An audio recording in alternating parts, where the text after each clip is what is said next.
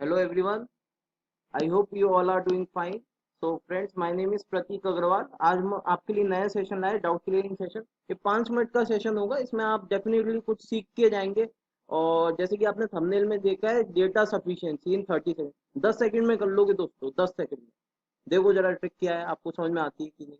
ठीक है, स्टार्ट करते हैं ना जल्दी से, हम पे टाइम कम है. ये शॉर्ट ट्रिक्स वीडियोस है. ठीक है, ये रोज आएंगी. तो आप बताइएगा अपना फीडबैक, आपको समझ में आ रहा है नहीं आ रहा है. ठीक है. तो देखो ट्रिक क्या है, बेसिकली ट्रिक मैं आपको बता देता हूँ.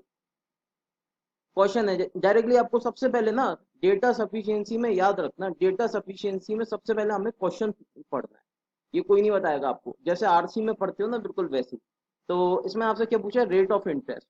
सबसे पहले हमें क्वेश्चन में ये देखना है कि आपसे पूछा क्या है. या तो आपसे क्वेश्चन में डेफिनेट वैल्यू पूछी होगी, बताइए समझ में आ रहा है. या तो क्वेश्चन में आपसे डेफिनेट वैल्यू पूछी होगी, या फिर आपसे रिलेटिव रिलेटिव कह लो या कंपेरेटिव वैल्यू पूछी होगी. रिलेटिव या कह लो कंपेरेटिव वैल्यू पूछी. क्लियर है. अब भाई अब क्या होता है, क्वेश्चन में एक गिवन होता है रेशियो. रेशियो कभी भी डेफिनेट वैल्यू आपकी रेशियो से नहीं गिवन हो सकती, नहीं फाइंड हो सकती. क्यों? रेशियो में हमेशा कंपैरिजन होता है, मानते हो. भाई रेशियो में हमेशा कंपैरिजन होता है. रेशियो गिवन है सपोज 5:4, तो आप इसे किसी के टर्म्स में मानोगे ना, 5x और 4x. तो आप डेफिनेट वैल्यू कभी भी रेशियो से फाइंड नहीं कर सकते, इतना याद रखिएगा. और रिलेटिव या कंपेरेटिव वैल्यू आप फाइंड कर सकते हो रेशियो से. ठीक है, जैसे परसेंटेज है, तो परसेंटेज एक वैल्यू से कितना ज्यादा या कितना कम है, समझ रहे हो, कितना ज्यादा या कितना कम है आप फाइंड कर सकते हो. तो रेशियो, ये बात समझ में आ गई, डेफिनेट वैल्यू और रिलेटिव वैल्यू. अब इसे इंप्लीमेंट कैसे करना है, तो देखो. अब जैसे फर्स्ट क्वेश्चन है, a man deposited equal amount of money in two schemes A and B. ठीक है, इसे नोट कर लेना, सुपर इंपॉर्टेंट ट्रिक है, इसे मैं इरेज कर देता हूँ. ठीक है, a man deposited two equal amount of money, यानी प्रिंसिपल दोनों में वाई है, in two schemes A and B. ठीक, आफ्टर 2 ईयर्स, यानी टाइम हमारा कितना हो गया, 2 ईयर्स हो गया.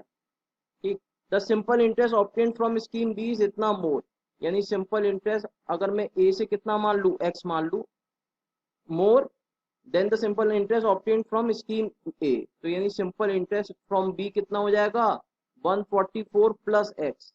बताओ, क्लियर हो रहा है, क्लियर हो रहा है. अब देखो पूछा गया, find the rate of interest offered by scheme A, rate percent offered by scheme A. Question clear है, हमने क्वेश्चन आराम से नोट करा है. स्टेटमेंट वन देखते हैं, the interest obtain from scheme B is इतना. सिंपल इंटरेस्ट का फॉर्मूला पता है ना आपको, क्या होता है, principal into rate into time upon 100. अब देखो टाइम आपको गिवन है, इंटरेस्ट इसने आपको बता दिया. भाई जब बी का बता दिया तो ए का भी पता चल जाएगा. लेकिन प्रॉब्लम ये है कि दो अननोन वेरिएबल है, प्रिंसिपल और रेट. तो यहाँ से आपका alone statement one is not sufficient. I hope clear है. स्टेटमेंट टू अलोन देखते हैं. The rate of interest offered by bank A and B are in a ratio 4:5. यानी rate of A, rate percent of A and rate percent of B. भाई ये देखो 4:5 में, यानी 4x और 5x मानोगे, किसी के टर्म्स में मानोगे, लेकिन अननोन स्टिल रहेगा. अननोन स्टिल रहेगा ना. भले आप दोनों को कंबाइन कर दो, मैं कहता हूँ अलोन स्टेटमेंट से तो फाइंड नहीं कर सकते आप भले दोनों को कंबाइन भी कर देंगे, ये अननोन तो दिख ही रहा है ना, ये एक्स, ये कैंसिल हो जाएगा, तब भी आपका एक्स बच जाएगा. और एक अननोन है आपका वाई. प्रिंसिपल भी अननोन है आपका, इंटरेस्ट आपका नोन है, इंटरेस्ट आपका नोन है, रेट रेट आपका अननोन है. तो जब ये अननोन है तो आंसर क्या हो जाएगा, you can not find the answer. बताओ, क्लियर हुई बात. अब मैं इसे करके नहीं दिखा रहा, क्योंकि शॉर्ट में मैंने देखा क्वेश्चन में आपकी डेफिनेट वैल्यू पूछी है, और यहाँ पे रेशियो गिवन है, और है ना, और यहाँ पे आपको एक सिंगल वैल्यू गिवन थी, और यहाँ पे अननोन कितने हो गए, क्वेश्चन में मेरे दो अननोन हो गए. क्लियर है. तो सीधा आंसर इसका कर देना, you can not find the answer. कौन सा ऑप्शन हो जाएगा, नहीं ए नहीं, बी नहीं, सी नहीं, डी नहीं. क्लियर. काफी टाइम लगी. अब देखो मैं आपको ना जल्दी से करके दिखाता हूँ. मिल्क और वाटर का रेशियो कितना है, ये मिक्सचर एंड एलिगेशन से 5:4. 15% ऑफ द मिक्सचर आपसे पूछा गया क्या, find the capacity of the vessel. Capacity यानी डेफिनेट वैल्यू पूछिए. 15% of the mixture is taken out from the vessel from the same amount of water, then the ratio becomes इतना. Ratio becomes इतना, यानी यहाँ भी कंपेरेटिव वैल्यू है, यहाँ भी कंपेरेटिव वैल्यू, सीधा नहीं, आप फाइंड नहीं कर सकते. इसे टच करने की जरूरत नहीं है. मजा आ जाएगा, मजा आ जाएगा आपको इस सीरीज में. समझ रहे हो ना मेरी बात. If 90 liters of mixture is at 90 liters of water is added to initial mixture, then the ratio becomes this. हाँ, इससे आप फाइंड कर लोगे कैसे.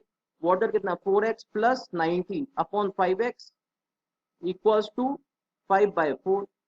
आंसर फाइंड करने की जरूरत नहीं है, आपसे इनिशियल क्वांटिटी पूछिए, यानी ये x है 9x की वैल्यू पूछ रहा है, इससे ये डुएबल है. यानी स्टेटमेंट बी से आंसर फाइंड हो जाएगा, यानी statement option B is the right answer. Clear. So ये आपका होमवर्क है, ये आपका होमवर्क है, आपको वही तरीका इम्प्लीमेंट करना है. ये मैक्सिमम क्वेश्चन में आप यूज कर सकते हो, ये ट्रिक मैक्सिमम क्वेश्चन में ट्रिक कर सकते हो, और यकीन मानो आपके लिए बहुत हेल्प हो जाएगी इस ट्रिक से. तो दोस्तों आज के लिए सेशन को इतना रखते हैं. ठीक है, ये ऑप्शन है, करके आना, कमेंट करो इसका आंसर, लाइक करो, और टेलीग्राम का लिंक आपको डिस्क्रिप्शन में मिल जाएगा. Thank you friends, have a nice day.